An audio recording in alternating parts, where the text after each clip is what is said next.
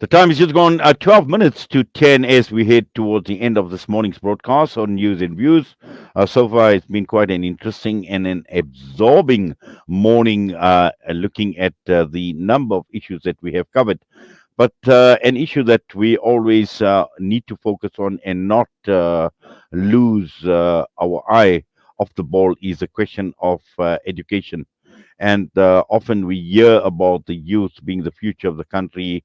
We know what has happened recently with the matric results that have basically come out, but also the issue surrounding education inequality that seems to surface every now and then. Now, our very own Zahid Jadwat at Salaamedia has penned an article which is entitled "Education Inequality: A Reflection of of South African Society." And I wouldn't say only South Africa, but in society in general. And this is the reason why we are talking with Zahid Jadwat this morning. Zahid, Assalamu alaikum wa rahmatullahi wa barakatuh. Walaikum assalam wa rahmatullahi wa barakatuh. Great to speak to you once again, Uncle Inayat. We just Yes, finished with the news just earlier. the We're back here. news. Exactly. You're working overtime, actually, putting in some extra minutes on the Salam Media broadcast this morning. But Zaid, I'm just looking at this article and I've had a squiz through this article, the number of issues that you have covered with regard to education inequality, which is a reflection of society. Just your motivation as to why you wrote this article, just an overview before we get into specifics. Mm.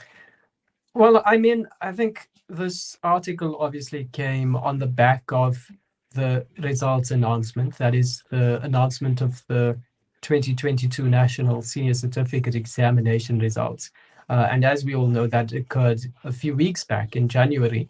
And although Basic Education Minister Angie Motshekga actually had some good news to share with the public, that is the increase in the average pass rates across the country, and of course reaching that 80% mark.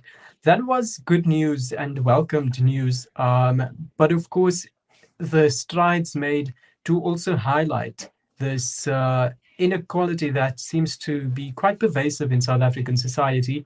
And of course, this is quite accentuated very well in the education sector, just as it is in many other sectors and industries across South African society. Well, it is clear because, when one looks at it since our democracy in 1994, we would have had an entire generation under a democratic government that would have gone through an entire schooling and a university system. And it is shocking that after this entire generation has gone through, we're still talking about inequalities, and not only just in the isolated inequality, we're talking of it at a mass scale, at a huge, it's a massive, massive inequality scale we're talking about.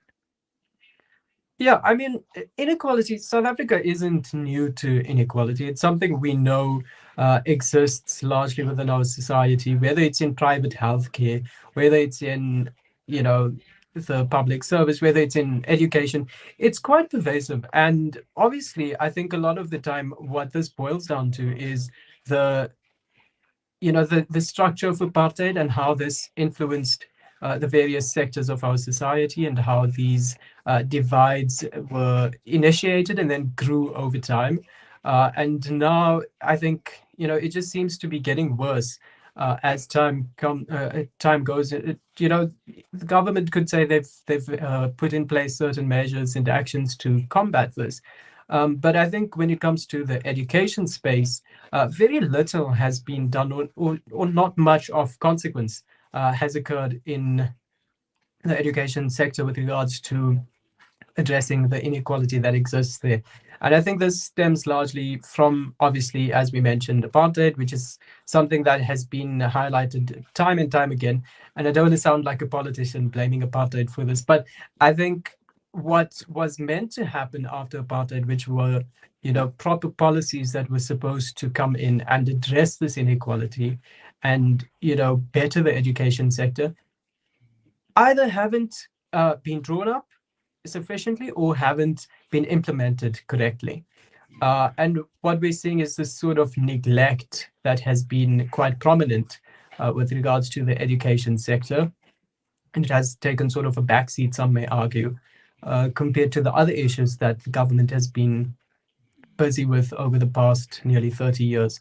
So I think education, something that is quite serious. It's really, one could say it's the backbone of society. Like you mentioned, there's an entire generation that has been schooled during the democratic dispensation.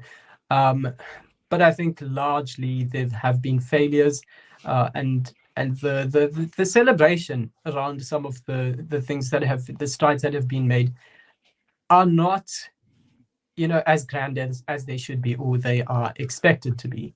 And I think Absolutely. there's In a fact, lot of Zaid, room for improvement. Yeah. I agree with you because when we hear people like Angie Mocheka talking about the system being showing an improvement and an upward trajectory, this is a narrative that is coming through from the Minister of Education, but the reality on the ground is very, very different. And when we break down this problem, yes, there are historical issues, there is apartheid that we can talk about, but also in terms of access to resources. And I think for me that is absolutely important. This is critical because all uh, learners don't have access or equal access and opportunity to complete the education. I mean, when you look at the post 1994 government, they've been working, or at least they claim to be working towards achieving equality, towards bridging the gap, towards giving opportunities for previously disadvantaged people. And this comes largely in the form of empowerment schemes and, largely in the business regulations.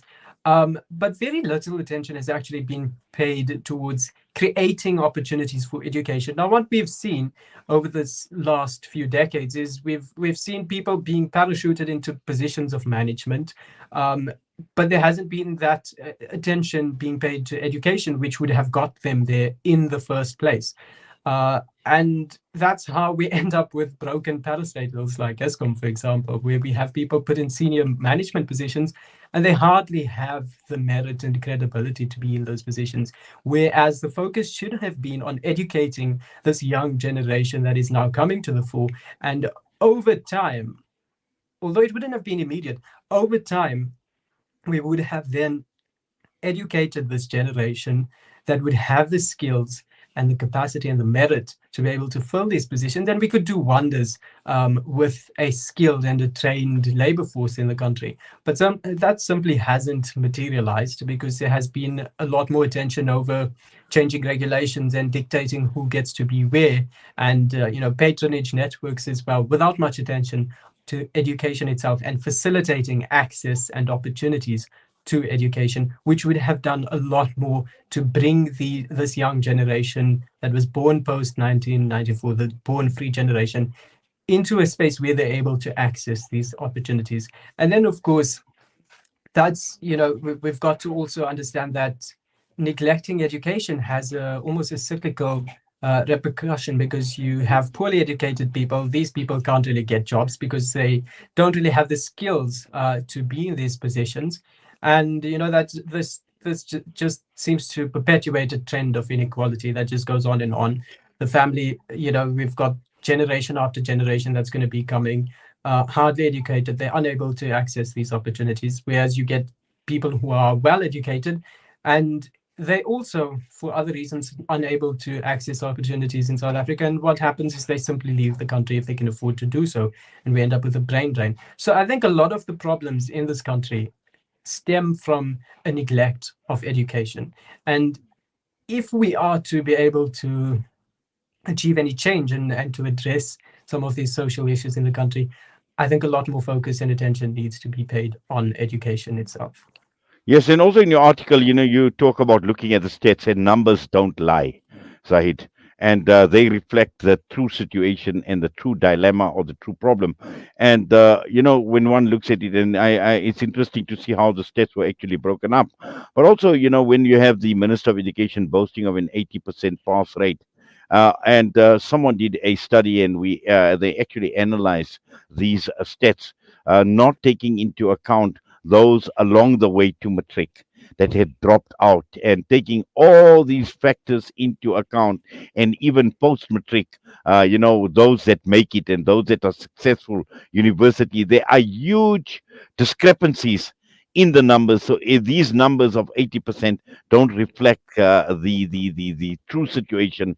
In fact, this figure could be much lower, considering that how many of them haven't had opportunities, how many have dropped out of school, how many of them did not make up to matric. And one needs to take all of that into account when we're talking about the inequalities and how and the reflection of these inequalities on society. Well, I mean, yeah, you just as you were saying, there's stats don't lie, and obviously there can be a certain amount of discussion over, how these stats, how we arrive at conclusions using these stats. But I think generally these stats do present a rather credible picture of the situation, and the stats that were mentioned in the article actually come from a report by Amnesty International, a well-known human rights organization, and they've been advocating for the cause of education in South Africa quite prominently as well. And I think one of those particular stats in question that were mentioned in the article indicated that just, what was it? I think 14 out of 100 students that would enter the schooling system would eventually then end up in university. And I mean, there's how do you expect students to have a future when they're not even making it to complete the bare minimum of their schooling, and then are unable to access tertiary education, which would then supposedly grant them this graduation, this certificate, and that would allow them to access opportunities in high skilled positions. That's simply not happening because people are not making it there. And when the minister speaks of an 80% pass rate, she's speaking just about those who have managed to get to that point. And there have been numerous stories, and I don't even have to remind anyone about the various stories that have been going around and always usually surface after we have after we've got the matric results released, and we end up with these stories of people overcoming severe hardship and so many hurdles in their education journey.